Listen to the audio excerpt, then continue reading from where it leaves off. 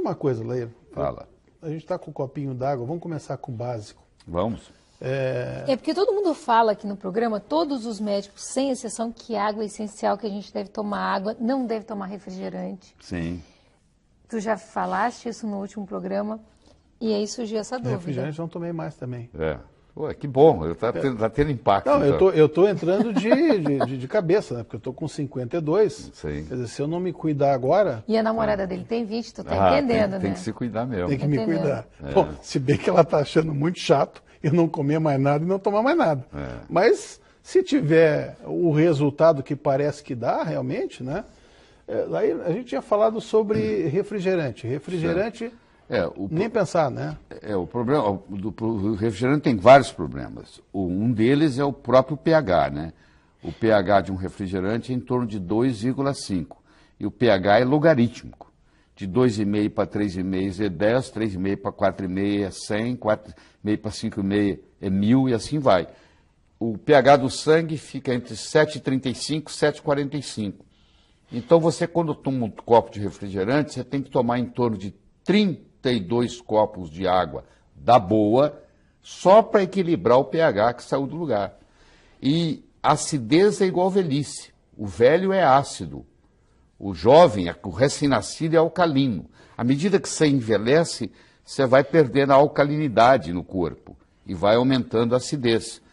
E quando você alcaliniza o seu corpo, você traz muita saúde. Por exemplo, a célula cancerígena, ela precisa de um ambiente acídico, um ambiente ácido para ela poder proliferar. Então, quando você alcaliniza o tecido da célula cancerígena, ela para de se, ela diminui a proliferação. Então, tudo aquilo que você fizer que aumentar a sua alcalinidade faz uma diferença. Às vezes, a própria água. A água, 70% do corpo, em torno, como um todo, né? Você pega o sangue, é 90% ou mais. Mas 70% do corpo como um todo é água. É o nutriente mais abundante que existe no corpo. E nós, na medicina, damos muito pouca bola para isso. O médico, em geral, não entende de água. Ele pensa que a água, o importante da água é ser pura. Isso é uma das características. Existem 4 outras tão importantes quanto, ou talvez até mais. Por exemplo, o pH, que nós acabamos de dizer, quanto mais, mais alto for o pH da água, melhor. Ele tem que ser, no mínimo, igual ou superior ao pH do sangue, ou seja, a água ideal ela tem que ter de 7,35 para cima de pH. Tem que ter o chamado poder de oxirredução, porque você toma uma água, ela pode ser oxidante ou antioxidante. Se ela é oxidante, ela te envelhece.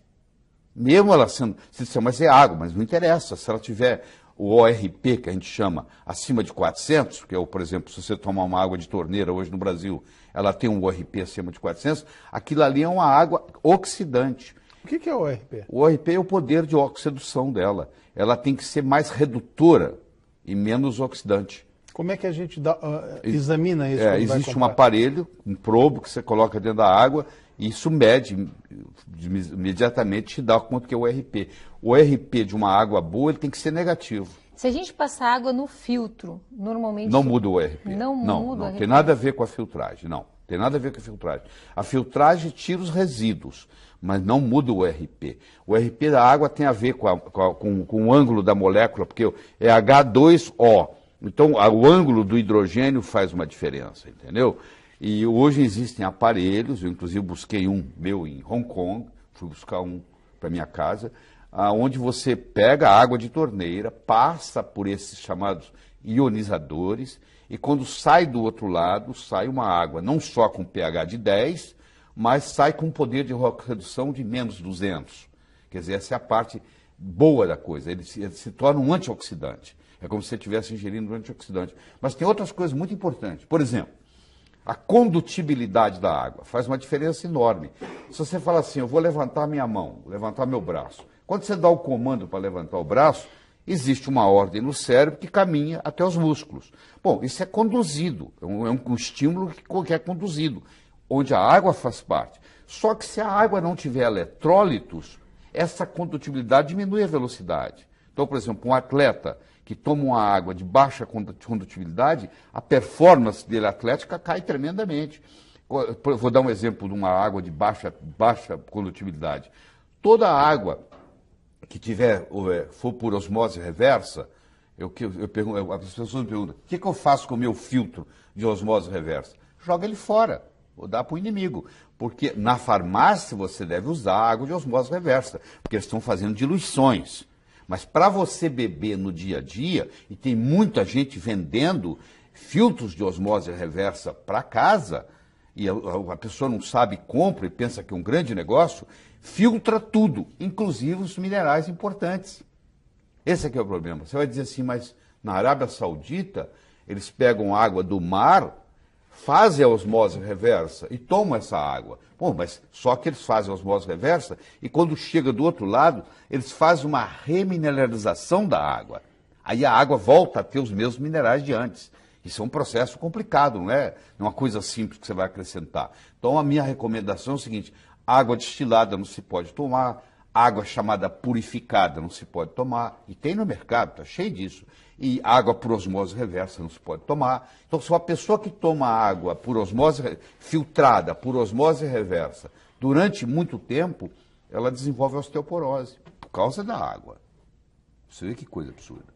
A água pode engordar, você sabia disso, Ana? Não. A água pode engordar. Por exemplo, se você comprar uma água que vem de Natal, ela não vai vir aqui para Porto Alegre de avião, ela vai vir de caminhão. E vai ter uma hora que vai dar meio-dia, e vai ter uma hora que o sol vai estar quente. E o sol vai bater no plástico do container onde ela está vindo. E aquilo vai liberar xenoestrógenos. E esses xenoestrógenos são absorvidos no seu corpo. E eles não são biodegradáveis. Então, por incrível que pareça, a melhor água é aquela cuja fonte está mais perto de você. Se você conhece uma água espetacular de Fortaleza e uma mais ou menos de Igrejinha, toma sua água de Igrejinha, que é pertinho daqui, entendeu? Quanto mais perto você estiver da fonte, melhor, porque os xenoestrógenos estão contaminando. Além disso, tem a tensão superficial da água, que aí depende muito do ângulo. Por exemplo, você já deve ter ouvido falar que se você colocar um magneto na água, você melhora a qualidade da água. Então tem garrafas de magnetizadas e tal. O que o magneto faz? Ele muda o ângulo do H2O, do hidrogênio. E quando ele muda esse ângulo, a tensão superficial diminui.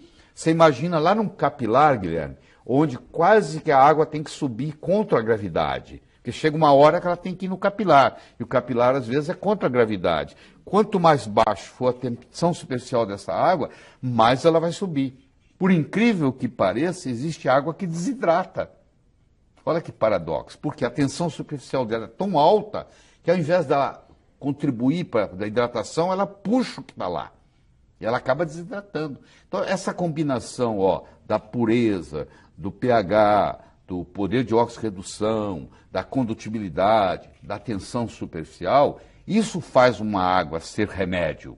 Existe um hospital em Tóquio, no Japão, onde o tratamento é feito com água. A pessoa está com câncer, ela interna, o único remédio que eles dão é o chamado Kangen. O telespectador pode entrar no YouTube, digitar Kangen, Kangen Water, e ele vai ter lá uns 20 filmes importantes no YouTube explicando o que é uma água medicinal, do ponto de vista científico. Então eles não precisam dar remédio, eles curam porque o pH é alto, a condutibilidade é boa, a tensão superficial é baixa, o RP é negativo, aí você está tomando uma água que é remédio.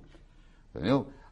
As regiões onde as pessoas vivem muito, você pega, por exemplo, região como Okinawa, como regiões até aqui no Equador, onde tem gente que vive com muito mais de 100 anos, você vai ver a água é rica, por exemplo, em magnésio. Nós temos gente na Serra aqui, nós temos cidades na Serra onde as pessoas vivem muito. Veranópolis, né? É?